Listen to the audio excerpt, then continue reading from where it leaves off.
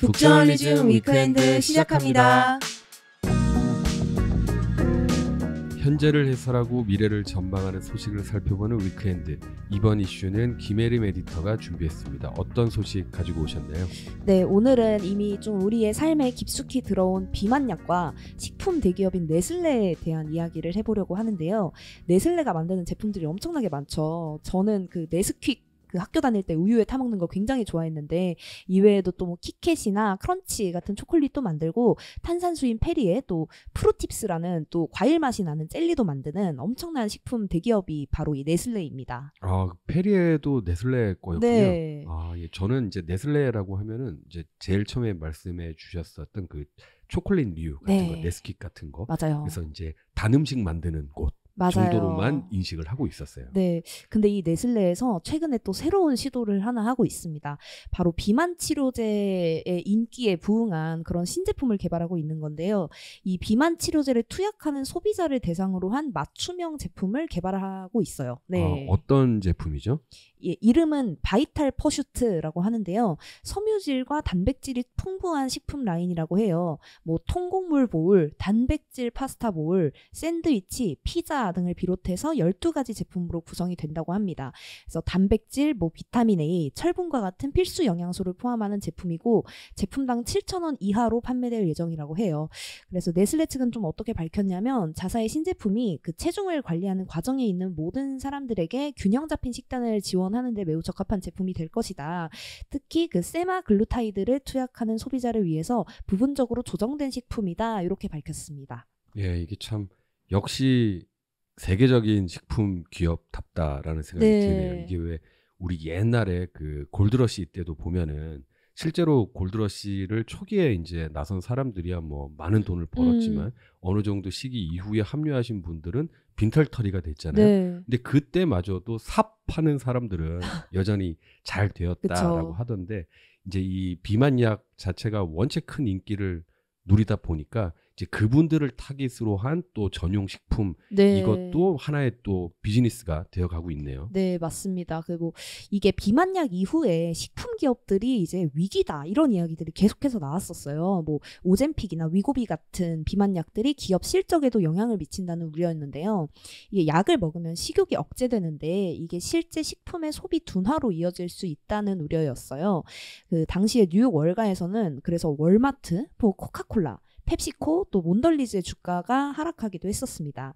이 월마트의 미국 부문 CEO인 존 퍼너가 인터뷰를 통해서 이 얘기를 해가지고 그 굉장히 이제 월마트가 좀 주가 하락을 이제 좀 크게 겪었는데, 비만약으로 인해서 그 전체 장바구니 수요가 약간 줄어든 걸 확인할 수 있다면서 사람들의 구매 단위도 적어졌을 뿐더러 식품당 칼로리도 낮아졌다고 밝혔어요.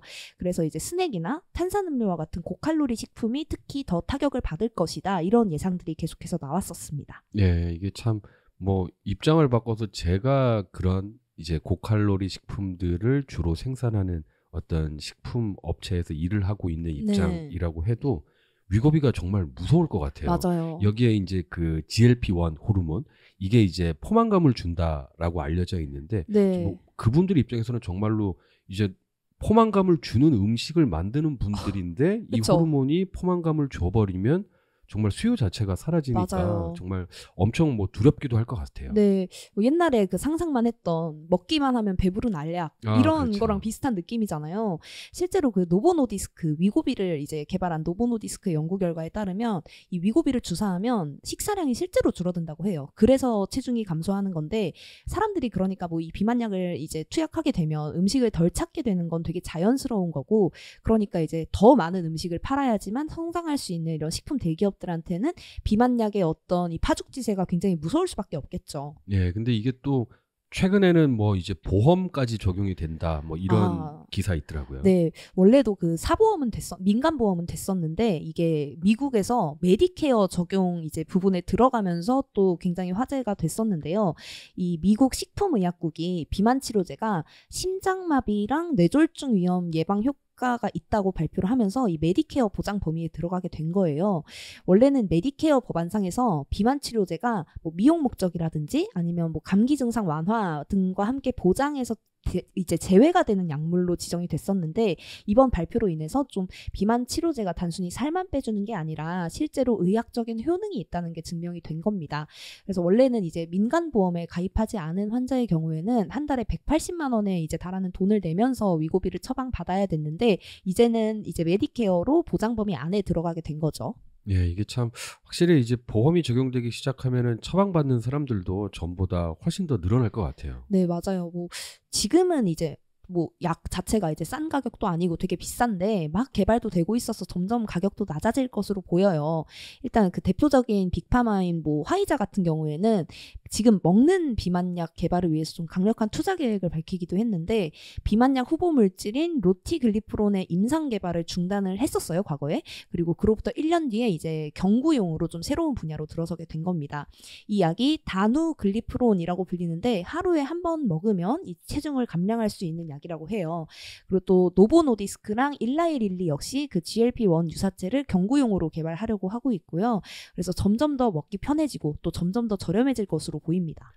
이제 방금 말씀해 주신 기업들은 다 이제 외국 기업들인데 네네. 그러면 이제 우리나라 기업들은 뭐 이 분야에 좀 활동을 어떻게 하고 있나요? 네. 우리나라 기업들도 굉장히 활발하게 뛰어들고 있어요. 뭐 새로운 기전이나 제형의 그 신약 개발에 공을 들이는 상황인데요. 대표적으로 좀 많이 움직이고 있는 게 한미약품입니다. 그 한국형 비만약을 표방한 치료제를 개발 중이라고 해요. 서양인이 상대적으로 이제 한국인이나 동양인보다 BMI 지수가 높은데 그래서 약의 어떤 효능이나 효과도 달라질 수밖에 없는 상황인데요. 대신 국내 기업들은 좀 해외 비만약보다 한국인에 좀 최적화된 약을 만들겠다라고 밝힌 상황이에요. 그렇게 해서 이제 경쟁력을 챙겨가겠다는 거죠. 예, 이게 참 이 비만약 관련된 시장이 계속 뭐 요 몇 년 사이에 좀 커지고 있는데 이 약이 더 보편화되고 또 뭐 비만뿐만 아니라 뭐 어떤 특정 질환에도 도움이 되고 네네. 이런 식으로 더 보편화되면은 정말로 우리 일상생활뿐만 아니라 이제 관련된 시장, 인더스트리 자체가 변할 것 같다라는 생각도 드네요. 아까 맞아요. 이제 제일 처음에 소개해 주셨던 그 네슬레 사례도 그렇고요. 네, 이게 약이 단순히 뭐 살만 빠진다라는 게 아니라 각종 중독 등에도 도움을 줄 수 있다는 얘기가 속속들이 들리고 있거든요. 뭐 음주나 흡연 그리고 도박 등에도 이제 효과가 있다는 이야기가 나오는데 한 박사가 이렇게 이야기를 했어요. 우리가 음주나 흡연 등에 탐닉하는 게 도파민이 방출되는 그 보상 체계 때문인데 위고비랑 오젬픽이 도파민이 급증하는 걸 완화하는 효과가 있다. 그래서 술을 마시거나 담배를 피고 싶은 욕구가 감소한다는 거죠. 그래서 실제로 약이 도파민 조절이나 중독 제어에서 좀 도움을 줄 수 있는 것으로 보고 관련한 연구가 진행 중이라고 합니다. 야, 이게 참 아까는 식품업계에서 이제 긴장을 하고 있다 이런 이야기였는데 이제는 네네. 담배 회사들도 긴장을 그러니까요. 해야겠네요. 네. 이 중독을 줄이는 거면 뭐 술을 만드는 맞아요. 그런 회사들도 마찬가지일 거고요. 네, 이게 또 뿐만 아니라 굉장히 의외의 분야에서도 좀 효과를 주고 있는데 항공사에도 영향을 미칠 것이다라는 분석이 나와요. 한 분석가가 그 유나이티드 에어라인 데이터를 분석해서 분석을 해봤더니 평균적으로 승객의 체중이 10파운드 감소할 경우에 회사가 연간 2,760만 갤런의 연료를 절약할 수 있다고 분석을 한 겁니다. 그러면 연간 8천만 달러의 비용을 절감하게 되는 건데 그러면 탄소 배출 중도 뭐 줄어들 테고 또 그러니까 비만약이 불러올 파급이 생각보다 굉장히 큰 거죠. 예, 이게 참 뭐 처음에는 단순히 이제 살을 뺀다에서 시작을 했다가 뭐 식품업계, 주류업계, 담배업계, 막 심지어 항공 그리고 이제 기후 위기 문제까지 정말 요 작은 주사제 하나가 엄청나게 많은 것들을 바꾸고 있고 또 바꿀 수 있겠구나 싶은데 우리가 또 전에 이제 그 저희가 익스플레인 컨텐츠에서 한번 짚기도 했지만 네네. 이 위고비로 대표되는 비만 치료제가 사실 모두에게 평등하다. 네. 이런 또 약이라고 볼 수는 없잖아요. 맞아요. 또 아람 에디터 관련해서 아티클 써주셨었는데 어떻게 보세요? 일단 이제 기술이 발전하고 그리고 이렇게 뭐랄까요? 인류가 고민해왔던 문제를 해결해 줄 수 있는 약이 나오고 이 영역이 이제 지금 현재 체제에서는 시장의 영역인 거잖아요. 네네. 이제 결국에는 이제 제도적인 부분이 따라가 줘야지 이제 이게 그 양극화를 해소하는 어떠한 그쵸. 그 새로운 뭐랄까 영역이 게임 될 수 있는데. 체인저로 작용할 수 있을 텐데요. 그렇게 작동하려면은 사실 그 이게 모두가 양극화되지 않고 받을 수 있는 혜택이어야 되지 않겠습니까? 맞아요. 근데 지금으로서는 이게 너무 비싸다. 맞아요. 네. 그리고 이제 건강보험 재정이라는 것도 부유한 국가에서는 그래요. 비만 문제를 해결해서 전반적으로 건강보험 재정을 건전화할 수 있다라면은 투자할 만할 수 있어요. 그런데 그렇지 않은 국가에서는 또 어떨 것이냐. 즉 국가 간 건강보험 재정의 건전성 상태의 차이에 따라서도 이게 또 도입되는 데에 차이가 발생할 수 있어가지고 사실 좀 뭐라고 해야 되나. 우리가 이 약이 유토피아를 가져올 것이다. 그러니까 비만의 양극화라는 문제에 있어서는요. 네. 예, 그렇게 이제 짐작하기에는 조금 섣부르지 않나 이런 우려가 있는 것이 사실입니다. 맞아요. 비만이라는 질환 자체도 평등한 질환이 아닌데 그래서 또 네슬레에서 관련해서 최근에 논란이 된 것이 있었어요. 그 네슬레가 부자 나라에는 부자 나라라고 하니까 좀 그런데 부유한 국가에는 당분이 적거나 안 들어간 건강식품을 팔고 상대적으로 좀 가난한 나라에는 당분이 많이 들어간 식품을 차별적으로 팔아왔다고 한 시민단체가 주장을 한 건데요. 스위스의 시민단체인 공공의 눈 그리고 국제어린이 식품행동 네트워크가 발표한 건데 유로모니터의 자료를 분석해봤더니 이런 결과가 나왔다고 주장을 한 거예요. 네슬레가 저소득 국가에는 1인분에 7.3g의 첨가당이 들어있는 식품을 팔았는데 유럽 시장에서는 첨가당이 훨씬 더 적거나 들어있지 않은 식품을 내놨다고 하고요. 또 이렇게 주장하는 단체들이 이런 네슬레 행동 굉장히 위험한 이중잣대다. 또 이런 차별적인 대우가 결국 가난한 나라에서 어린이의 비만이 더더욱 늘어나게 만드는 데 일조를 할 것이다. 이렇게 지적을 했습니다. 이게 어릴 때 형성된 식습관이나 입맛은 잘 변하지도 않고 그러니까 더더욱 그 영향이 길고 클 수밖에 없는 거죠.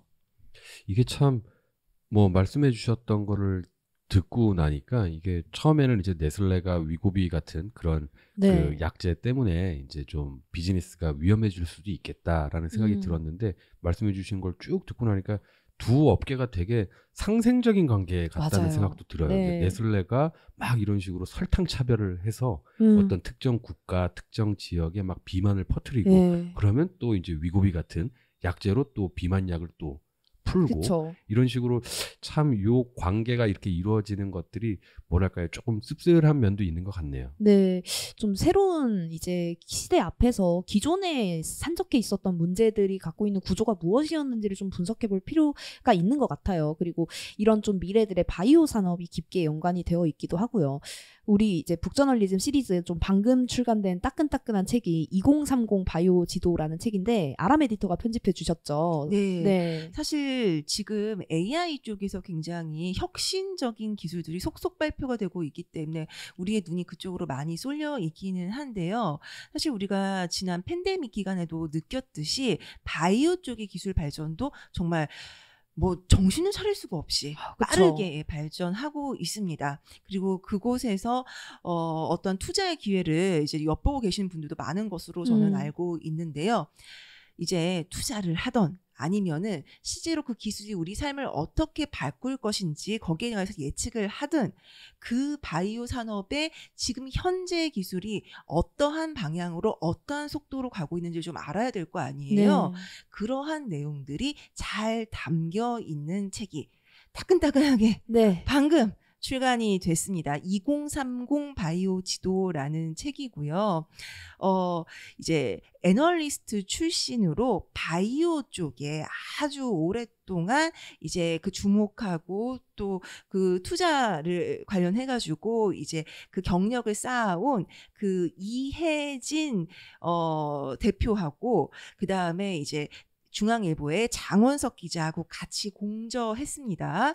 네, 그래서 그래요. 이 얘기는 무슨 얘기다? 문과생이 봐도 알아먹을 수 있는 저도 바이오 책이다. 놀랐습니다. 제가 알아들을 수 있다는 거예요. 그렇죠. 네. 그래서 지금 바이오 산업 비만을 치료하고 암을 백신으로 예방할 수 있는 기술이 나오고 있는 지금 바이오 산업을 지금 조망하고 있는 책이니까요. 관심이 있으신 분들은 이번 주말 서점에서 한번 만나보시면 어떨까 싶네요. 네, 2030 바이오 지도에도 좀 많은 관심 부탁드립니다. 북저널리즘 위크엔드는 북저널리즘 웹사이트와 애플 팟캐스트, 스포티파이, 네이버 오디오 클립 그리고 유튜브에서도 만나보실 수 있습니다. 그럼 다음 주도 위크엔드에서 만나요.